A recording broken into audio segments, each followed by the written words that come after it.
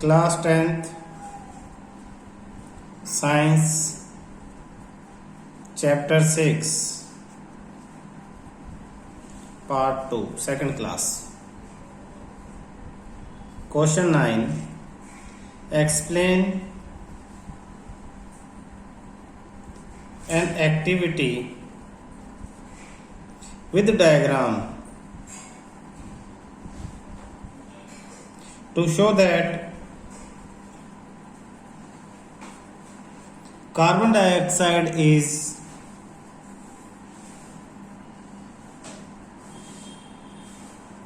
essential for photosynthesis.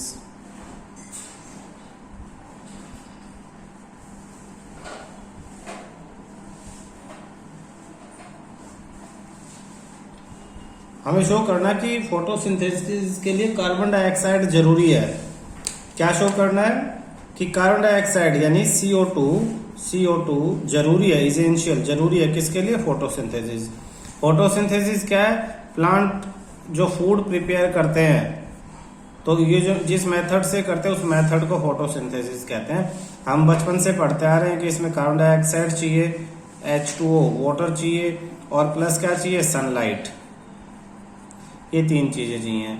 और chlorophyll pigment है जो प्लांट के अंदर होता है, ग्रीन प्लांट के अंदर क्लोरोफिल, वो तो उसकी प्रेजेंस में ये हमारा जो है फूड प्रिपेयर हो जाता है प्लांट के अंदर।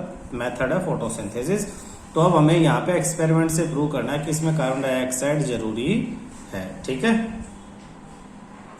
ये देखना बेटा, take 2 healthy potato plant, healthy अच्छे बढ़िया किस्म के पोटेड प्लांट, गमले में लगे हुए 2 बढ़िया प्लांट ले लो and place them in the dark for about 3 days.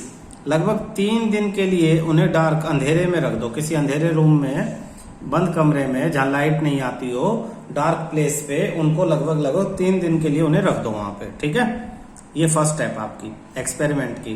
Place each plant on separate glass plate. जो प्लांट है, place each plant on separate glass plate, उन्हें अलग अलग ग्लास प्लेट पे रखो। Put a petri dish containing KOH potassium hydroxide by the side of first plant pot.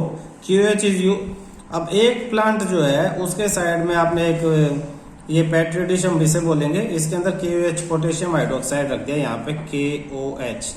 इसका काम क्या है ये ध्यान करो कि पोटेशियम हाइड्रोक्साइड कार्बन डाइऑक्साइड को एब्जॉर्ब कर लेगा।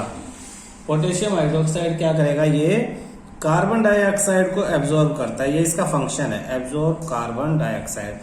तो ये क्या करेगा कि ये जो आप बेल जार है, बेल जार ढक दिया हमने दोनों के ऊपर, बंद कर दिया। बाहर के एनवायरनमेंट से अंदर कोई कांटेक्ट नहीं है, बाहर की एयर अंदर नहीं जा सकती, अंदर की बाहर नहीं।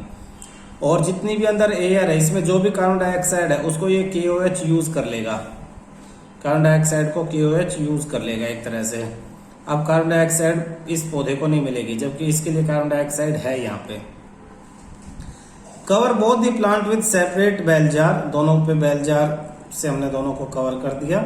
Use vaseline to seal the bottom of the jar. Jar का जो बॉटम है, जो जमीन पे रखा हुआ है, उसके किनारे पे आपने वैसलीन लगा दिया, यहाँ चारों तरफ। वैसलीन किस लिए लगा दिया है? सील करने के लिए। सील किस लिए किया? कि बाहर से एयर अंदर ना घुस जाए। तो आपको ये ध्यान रखना है, अगर बाहर से एयर अंदर घुस गई तो फिर हमारा एक्सपेरिमेंट सक्सेसफुल होगा नहीं। तो दोनों के किनारों पे हमने वैसलीन लगा दी है, बेल जार के किनारों पे क्या लगा दी? वैसलीन। अब ये सब करने से एक ही फर्क है, इसके पास कार्बन डाइऑक्साइड नहीं है और इसके पास कार्बन डाइऑक्साइड है, बाकी कोई हमने चेंज इनमें नहीं किया। इसकी कार्बन डाइऑक्साइड को कैसे खत्म किया? KOH यहाँ पे इसके पास रख के हमने खत्म कर दिया। Make the setup air tight, setup को हमने वैसलीन लगा के एयर टाइट बना दिया, एयर पास नहीं हो सकती। Keep the plant in sunlight for about 2 hours. अब इनको उठा के हमने एज इट इज पूरे सिस्टम को सनलाइट में रख दिया। उठाएंगे कैसे? ये नीचे जो है ना, पहले बेस पे हमने एक बड़ा शीशा, जैसे मेरी टेबल पे लगा हुआ है ग्लास, ऐसा ग्लास रखा था, यहाँ पे बेस पे ग्लास रखा था, ग्लास के ऊपर हमने ये गमला रखा, फिर ये प्लेट रखी, फिर ये सेटअप लगाया, तो ग्लास को एज इट इज उठा सकते हैं। ये देखो यहाँ लिखा place each plant on separate glass plate, दोनों प्लांट्स को अलग अलग ग्लास प्लेट पे रखना है ताकि हम उसे उठा सकें। अगर फर्श पे हम इसे बना देंगे सेटअप को तो उठा नहीं पाएंगे। तो अब उन्हें उठा के हमने सनलाइट में रख दिया लगभग 2 घंटे के लिए। सनलाइट में रखने के बाद क्या किया, pluck a leaf from each plant, हमने हर एक दोनों प्लांट में से एक एक पत्ती तोड़ ली है leaf, and boil them separately in 70% alcohol and test for the presence of starch. और दोनों को हमने एल्कोहल मिक्स करके वाटर में 70% और बॉयल कर लिया। क्यों बॉयल किया, हमें स्टार्च का टेस्ट करना है। The leaf of the plant having petri dish containing KOH, उस प्लांट की लीफ, इसकी बात कर रहा है जिसमें KOH था, रिमेन कलरलेस, इसकी जो लीफ है वो कलरलेस रहती है, इसका कलर चेंज नहीं होता है अल्कोहल में जो है बॉयल करने से।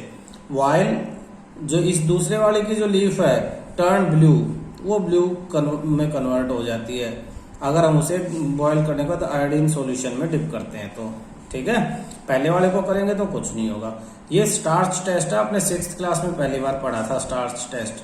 बॉयल करो, फिर वॉश करो, फिर आयोडीन सॉल्यूशन में डिप करो, स्टार्च होगा तो ब्लू कलर में हो जाएगा, कन्वर्ट कलर नहीं होगा तो कुछ नहीं होगा। ठीक, अब ये क्या प्रूव करता है, ये प्रूव करता है कि इसके पत्ती जो है इसमें तो स्टार्च है और इसमें स्टार्च नहीं है। It is due to the reason that CO2 of the first plant jar was absorbed by CO2 and in absence of CO2 it did not perform photosynthesis। क्या बताया भाई, पहले वाले में CO2 को KOH ने एब्जॉर्ब कर लिया, यहाँ CO2 नहीं है, CO2 नहीं है तो फोटोसिंथेसिस नहीं हुआ। एक्चुअली फोटोसिंथेसिस होता तो क्या होता, फोटोसिंथेसिस होता है जो फूड बनता है वो स्टार्च की फॉर्म में डिपॉजिट हो जाता है लीफ में। तो अगर स्टार्च है तो फोटोसिंथेसिस हुआ था और स्टार्च नहीं है तो फोटोसिंथेसिस नहीं हुआ। तो जब हमने स्टार्च का टेस्ट किया तो स्टार्च जो है इसमें स्टार्च नहीं मिला, लेकिन इसमें जो है इसमें स्टार्च जो है इसमें स्टार्च आपको मिल गया। ठीक है, तो इसमें स्टार्च मिला यानी इसके अंदर फोटोसिंथेसिस हुई है। फोटोसिंथेसिस हुई है, कार्बन डाइऑक्साइड था तो हुई है, कार्बन डाइऑक्साइड नहीं था तो फोटोसिंथेसिस नहीं हुई है।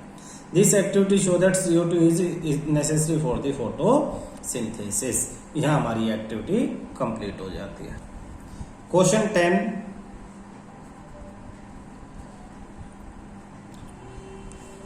State 2 functions of bile juice. A part में कहता state 2 functions of bile juice. ठीक है, और बी में कहता है differentiate between the functions of enzyme pepsin and trypsin.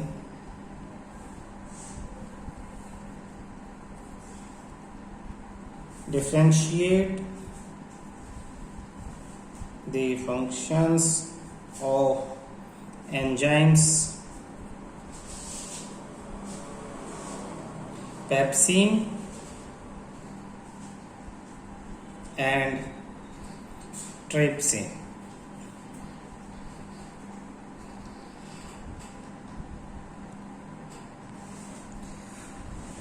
To functions of bile juice. First function bile juice का, it help to break down the large globule of fat. जो आप fat खाते हो, घी, ऑयली सब्सटेंसेस जो खाते हो, उनके जो ग्लोब्यूल्स हैं, पार्टिकल हैं, वो बड़े होते हैं, बड़े बड़े पार्टिकल। तो ये जो बाइल जूस है ये उनको ब्रेक करके और उनको छोटे छोटे छोटे छोटे टुकड़ों में तोड़ देता है। तो it help to break down the large globule of fat into smaller globules, छोटे टुकड़ों में। क्यों? ताकि increasing the efficiency of enzyme action, ताकि फिर एंजाइम इस पे चारों तरफ इस पे चिपक के इसको काम करके इसको डाइजेस्ट कर सकें।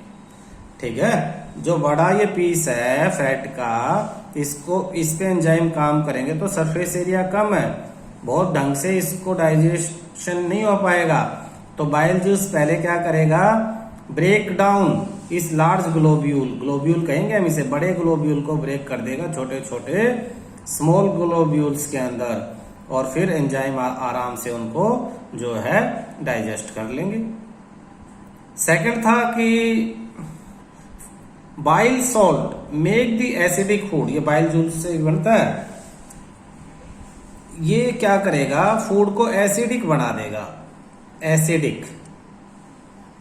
Coming from the stomach to alkaline which is necessary for the action of pancreatic enzymes.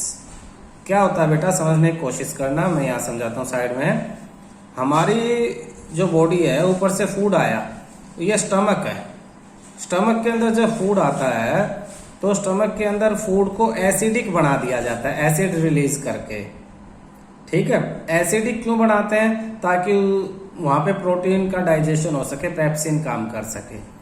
जब वो एसिडिक फूड आगे आता है तो आगे अब वो फूड एसिडिक है, लेकिन अब हमें एसिडिक चाहिए नहीं, अब हमें बेसिक चाहिए। बेसिक क्यों चाहिए, क्योंकि पैनक्रियाटिक जो एंजाइम है ये बेसिक फूड पे काम करता है। ये बेसिक अगर फूड होगा तो ये पैनक्रियाटिक एंजाइम जो है डाइजेशन शो करेगा, अपना काम शो करेगा। तो बाइल जूस इस एसिडिक फूड को एल्कलाइन, एल्कलाइन का मतलब बेसिक, बेसिक, तो इस एसिड को बेस में कन्वर्ट करता है।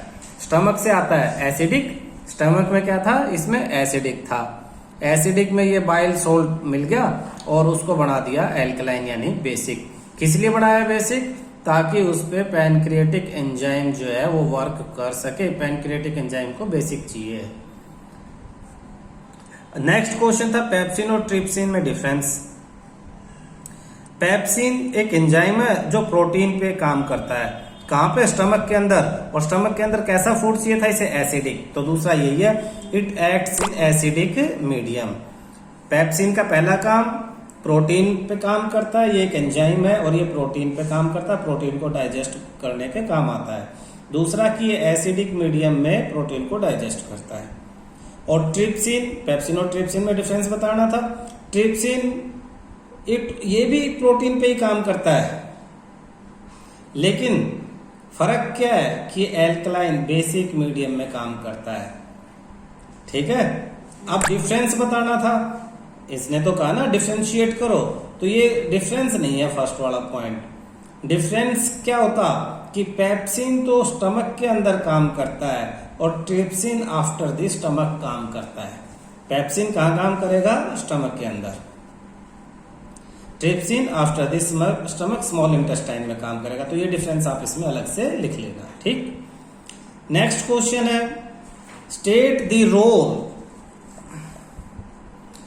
The role of following in the digestion of food in humans.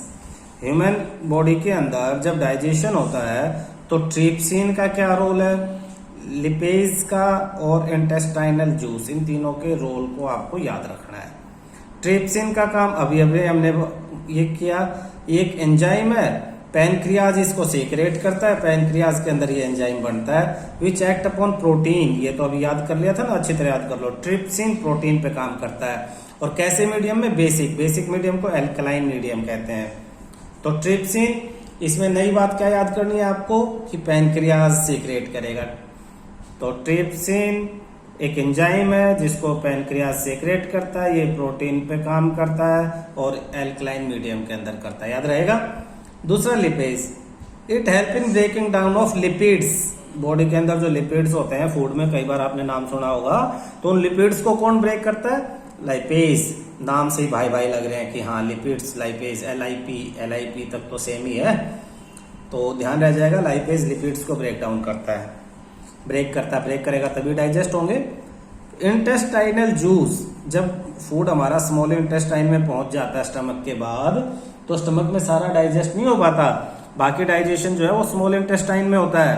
तो स्मॉल इंटेस्टाइन में जब फूड पहुंच जाता है तो वहां पे इंटेस्टाइनल जूस प्रोड्यूस होता है और द एंजाइम्स, इसके अंदर बहुत एंजाइम जो हैं, in the finally converted to protein into amino acid, ये जो भी डाइजेशन बचा उसे कंप्लीट कर देते हैं। बचा क्या क्या है, प्रोटीन को ऊपर वाले ब्रेक करते हैं, सब करते हैं, प्रोटीन को फिर एमिनो एसिड में कन्वर्ट कर देता है, ठीक है। कार्बोहाइड्रेट को ग्लूकोज में कन्वर्ट कर देगा और फैट को कन्वर्ट कर देगा फैटी एसिड्स एंड ग्लिसरॉल में।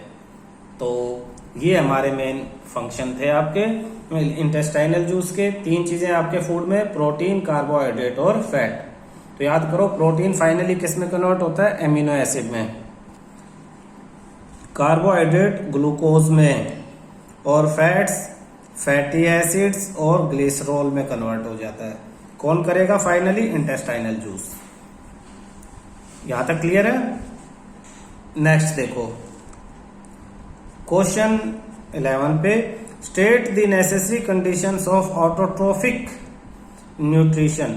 ऑटोट्रोफिक यानी प्लांट में जो होता है, जो इनऑर्गेनिक मटेरियल को लेते हैं एनवायरनमेंट से, and name the by products, mention the source of this bye product. और जो ऑटोट्रोफिक न्यूट्रिशन में बनती हैं चीजें, उनका नाम लिखो और वो कैसे कहां से बनती है, और सारा आप एक्सप्लेन करो।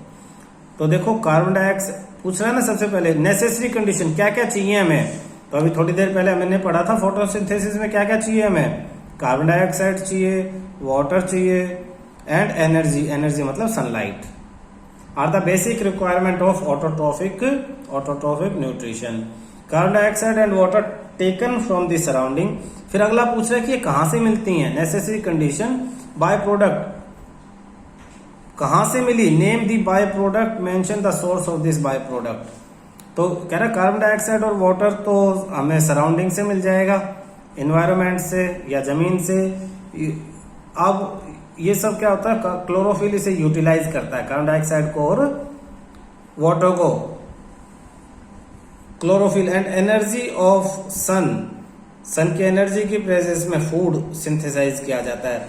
और वो फूड क्या है? वो फूड है कार्बोहाइड्रेट बना लिया जाता है। और कार्बोहाइड्रेट को किस फॉर्म में स्टोर करते हैं? स्टार्च की फॉर्म में प्लांट कार्बोहाइड्रेट को स्टोर कर लेते हैं। अब इस प्रोसेस में बनता क्या है? The by product of this process oxygen बनता है, which is produced from the splitting of water. जब वाटर ब्रेक होगा, वाटर का फॉर्मूला क्या होता है? H2O। तो वाटर ब्रेक होता है तो हाइड्रोजन प्लस ऑक्सीजन में ब्रेक हो जाता है। तो ये जो ऑक्सीजन है ये बाय प्रोडक्ट की तरह बाहर निकल जाती है। और ये जो हाइड्रोजन है ये कार्बन डाइऑक्साइड के साथ मिलके, जब ये हाइड्रोजन कार्बन डाइऑक्साइड के साथ मिलके, तो हाइड्रोजन हो गया, कार्बन हो रहा होगा और ऑक्सीजन हो गया, तो ग्लूकोज बना देती है। ग्लूकोज में भी तो 3 ही चीज होती है, carbon, hydrogen and oxygen, C6H12O6। Next question, how does small intestine help the digestion of fat. Small intestine में फैट, प्रोटीन और स्टार्च कैसे डाइजेस्ट होते हैं? तो स्मॉल इंटेस्टाइन एक लॉन्ग पार्ट हमारा एलिमेंट्री कैनाल का, लंबी ट्यूब है जो ऐसे गोल गोल घुमा के स्टमक के अंदर, स्टमक जो हमारे बॉडी के अंदर सेट कर देते हैं। तो फाइनल डाइजेशन उसी में होता है। अभी ऊपर हमने पढ़ा इंटेस्टाइनल जूस। इंटेस्टाइनल जूस जो है फाइनल डाइजेशन करता है किसका? फैट का, प्रोटीन का और स्टार्च। अब ये कई जगह स्टार्च लिखा है, एक्चुअली स्टार्च वही कार्बोहाइड्रेट ही है जो ऊपर हमने पढ़ा था, कार्बोहाइड्रेट को ग्लूकोज में कन्वर्ट कर देते हैं। और यहाँ भी देखो कार्बोहाइड्रेट स्टार्च की फॉर्म है, तो स्टार्च और कार्बोहाइड्रेट आप सेम थिंग समझना, कंफ्यूज मत होना। इसमें 3 ही चीज हमें डाइजेस्ट करनी है बॉडी के अंदर, फैट, प्रोटीन और स्टार्च। यही हमें पढ़ेंगे बार बार। तो फाइनली ये कहाँ डाइजेस्ट होंगे? स्मॉल इंटेस्टाइन में। पूछा कैसे होंगे, तो कैसे होंगे कह रहा है कि लॉन्ग पार्ट एलिमेंट्री कैनाल का, it is the site of complete digestion. हम बार बार बात कर रहे हैं कि कंप्लीट डाइजेशन कहाँ पे होता है? स्मॉल इंटेस्टाइन के अंदर। तो कह रहा है स्मॉल इंटेस्टाइन लॉन्गेस्ट पार्ट, और ये साइट है, वो जगह है जहां पे कंप्लीट डाइजेशन होगा। किसका? कार्बोहाइड्रेट का, प्रोटीन का और फैट का। अब देखो पीछे स्टार्च लिखा था, या फिर कार्बोहाइड्रेट लिख दिया, तो इन्हें रिलेट करके पढ़ना, ठीक है। द सीक्रेशन ऑफ लीवर जो जूस सीक्रेट करेगा, और पैनक्रियाज वो जो भी बनाएंगे वो कहाँ जाएंगे? Release in this part, small intestine के इस हिस्से में रिलीज कर देंगे, वो छोड़ देंगे जूस। और जो बाइल जूस है, सीक्रेशन ऑफ लीवर जो सीक्रेट करता है क्या? Bile juice. Help to change the acidic, पीछे पढ़ा था, अगर सारे क्वेश्चन लाइन वाइज याद करोगे तो आगे सिंपल होता चला जाएगा। बाइल जूस क्या करेगा? जो स्टमक के अंदर बेसिक नेचर था फूड का, उसको एसिडिक में कन्वर्ट करेगा। वही लाइन यहाँ लिखी है, acidic food into alkaline, acidic को एल्कलाइन बेसिक कन्वर्ट करेगा, which is essential for the action of pancreatic enzyme. जो पैनक्रियाटिक एंजाइम के काम के लिए जरूरी है। सेम पीछे वाली लाइन लिखी हुई है, कहता bile salt break down the large globule of fat. ये भी हमने पढ़ लिया कि फैट के लार्ज ग्लोब्यूल्स को बाइल सोल्ट ब्रेक करता है स्मॉलर ग्लोब्यूल्स के अंदर, है ना। Increase the efficiency of enzyme action, जिससे एंजाइम के एक्शन की एफिशिएंसी बढ़ जाती है। पैनक्रियाटिक ये लाइपेज ये ब्रेक करेंगे किसको, help in break down of fat and convert them into fatty acids. तो फैट को ये ब्रेक करके फैटी एसिड्स में कन्वर्ट कर देते हैं एंड ग्लिसरॉल में कन्वर्ट कर देते हैं। Trypsin help to digestion of protein, ये भी पढ़ लिया, सब पीछे वाली लाइन है। ट्राइप्सिन प्रोटीन को डाइजेस्ट करेगी। पैनक्रियाटिक एमाइलेज एक कैटलिस्ट है जो रिएक्शन को फास्ट करता है, ब्रेक डाउन ऑफ स्टार्च, ये स्टार्च को ब्रेक डाउन करेगा। तो हमारे पास देखो बार बार देखो तीन ही चीजें हैं, कार्बोहाइड्रेट प्रोटीन फैट, कौन कौन चीज कहाँ पे ब्रेक हो रही है, कहाँ डाइजेस्ट हो रही है, कौन कर रहा है, ये आप एक टेबल बना के याद कर सकते हो। The enzyme present in intestinal juice, intestinal juice में जो एंजाइम है, ये लास्ट लाइन जो हमने पीछे पढ़ी थी, वो फाइनली डाइजेस्ट करता है किसको, प्रोटीन को, कार्बोहाइड्रेट को और फैट को। किसमें, इनके लास्ट प्रोडक्ट में, प्रोटीन को एमिनो एसिड में, कार्बोहाइड्रेट को ग्लूकोज में और फैट को फैटी एसिड और ग्लिसरॉल में रिस्पेक्टिवली। यहाँ पे क्वेश्चन खत्म हो जाता है। क्वेश्चन नेक्स्ट देखो, design an activity to demonstrate that sunlight is essential for photosynthesis. अब सनलाइट पूछा है, पीछे हमने कार्बन डाइऑक्साइड को प्रूव किया था ना, मैंने बताया तीनों चीज पूछ लेते हैं, कार्बन डाइऑक्साइड, सनलाइट और वाटर, तीन चीजें, तो तीनों के लिए एक्टिविटी वो पूछ लेंगे आपसे। तो पहले तो उन्होंने कहा कि एक एक्टिविटी डिस्क्राइब करो कि कार्बन डाइऑक्साइड जरूरी है फोटोसिंथेसिस के लिए, हमने कर दी थी। अब ये कह रहे हैं कि एक एक्टिविटी आप डेमोन्स्ट्रेट करके दिखाओ कि सनलाइट भी जरूरी है फोटोसिंथेसिस के लिए। ठीक है, तो हम क्या करेंगे, place a plant in dark for 2 to 3 days to destarch it. एक प्लांट को अंधेरे में रख दो 2 से 3 दिन। किस लिए रखते हैं, ताकि उसमें जितना भी स्टार्च है वो यूज्ड अप हो जाए, प्लांट उसको यूज कर ले, और नया बढ़ नहीं रहा तो उसका एक तरह से स्टार्च वाला खजाना खाली हो जाए। तो डी स्टार्च का मतलब उसके अंदर जो स्टार्च है वो खत्म हो जाए।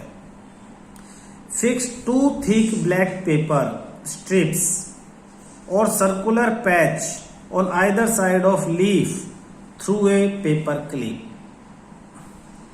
कह रहा क्या करो, ये पत्ती है, पत्ती के ऊपर या तो ब्लैक पेपर की स्ट्रिप लगा दो या कोई सर्कुलर पैच लगा दो, ऐसे ब्लैक पेपर का क्लिप की हेल्प से, कि उस सर्कुलर पैच के नीचे जो पत्ती है, लीफ है, उसमें सनलाइट ना लगे, बाकी लग जाए। ठीक, आपकी ये लीफ है, पत्ती, इस पे इसने यहाँ पे एक पेपर क्लिप की हेल्प से लगा दिया सर्कुलर पैच। अब प्लांट को 4 से 6 घंटे के लिए फिर सनलाइट में रख दो। अब होगा क्या, जब आप सनलाइट में रखोगे तो सारी पत्तियां फटाफट खाना बना लेंगी, भूखी थी, सनलाइट मिल गई, कार्बन डाइऑक्साइड मिल गया, पानी वानी सब मिल गया, सब खाना बना लेंगी, सब पत्तियों के अंदर स्टार्च स्टोर हो जाएगा। लेकिन इस लीफ को अगर हम ब्रेक करेंगे, तोड़ लेंगे और इस पे स्टार्च टेस्ट करेंगे तो जितने पोर्शन पे ब्लैक था ना, उतने पोर्शन पे स्टार्च नहीं मिलेगा। इसका मतलब जिस पोर्शन पे सनलाइट नहीं लगी उस पोर्शन ने खाना नहीं बनाया। तो देखना, test the leaf for starch, starch के लिए लीफ का टेस्ट करो। The part of the leaf which was covered on the both side by black paper show negative test. दोनों तरफ लगाना पेपर, ध्यान रखना, नहीं तो दूसरी तरफ से लाइट लेके बना लेगा। तो कह रहा है कि वो हिस्सा जहां पे दोनों तरफ ये ब्लैक पेपर लगा हुआ था वो नेगेटिव टेस्ट शो करता है। नेगेटिव मतलब उस एरिया में स्टार्च नहीं बना, स्टार्च नहीं बना तो फोटोसिंथेसिस भी नहीं हुआ होगा। The black paper strip does not allow the light required for photosynthesis and hence show the negative test. This indicate that sunlight is essential for photosynthesis.